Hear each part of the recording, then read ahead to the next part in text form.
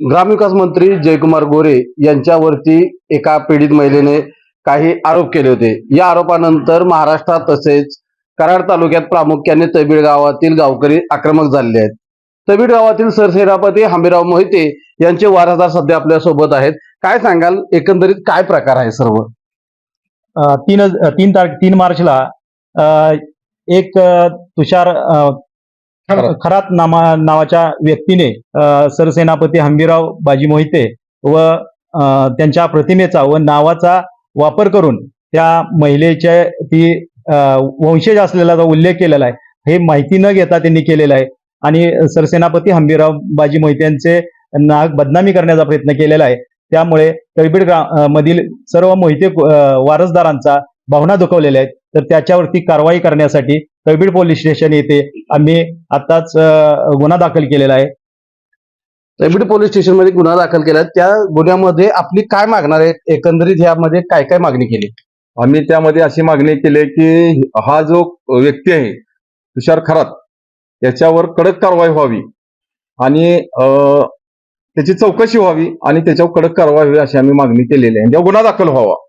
त्यासोबत त्याच्यावरती किती मानहानीचा गुन्हा दाखल करणार? आम्ही कमीत कमी आम्ही सर्व मोहिते परिवार सरसेनापती हंबीरराव मोहित्यांचे वंशज आम्ही वारसदार हे आम्ही कमीत कमी 10 कोटीचा मानहानीचा गुन्हा त्याच्यावर दाखल करणार। मानहानीचा गुन्हा दाखल करण्याची मागणी आहे, परंतु संजय राऊतांनी याच वक्तव्याचा दाखला घेऊन विधान केलं होतं। तुम्ही काय सांगाल संजय राऊत यांच्या बाबत?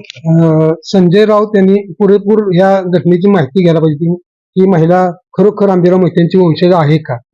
संजय राऊतांनी माहिती न घेता जी बातमी दिली त्याबद्दल त्यांनी माफी मागावी।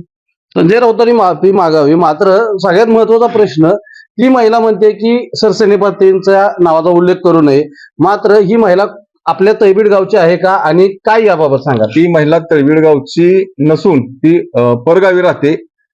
परंतु संजय राऊतांना माझं एवढंच म्हणणं आहे, तुमच्या खालच्या लेवलच्या राजकारणासाठी इतक्या खालच्या पातळीला जाऊन तुम्ही थोर पुरुषांचा हे घेऊ नका आणि त्यांचा अवमान करू नका आणि ह्या लोकांना बदनाम करायचा प्रयत्न करू नका। ह्या लोकांनी म्हणजे ह्या सेनापतींनी स्वराज्यासाठी रक्त सांडलंय, त्यांचं बलिदान झालंय, अशा थोर पुरुषांचा वापर तुमच्या नीच राजकारणासाठी करता। ही किती खेदाची गोष्ट आहे। संपूर्ण महाराष्ट्रात याबाबत सगळे मन दुखावलेत, त्याची त्यांनी जाहीर नाक घासून माफी मागावी असं मी सांगू शकतो। या ठिकाणी जी महिला आहे, पीडित महिला, ती तैबीड गावची नसून त्यासोबत जे कोणी याबाबत वक्तव्य करतंय आणि सरसेनापतींच्या नावाचा वापर करतोय त्यांनी माफी मागावी, तसंच त्यांच्यावर मानहानीचा गुन्हा दाखल करणार असल्याची माहिती या ठिकाणी सरसेनापती हंबीरराव मोहिते यांचे वंशज तैबीडकर यांनी दिलेली आहे। न्यूज 18 लोकमतसाठी विशाल पाटील, कराड, सातारा।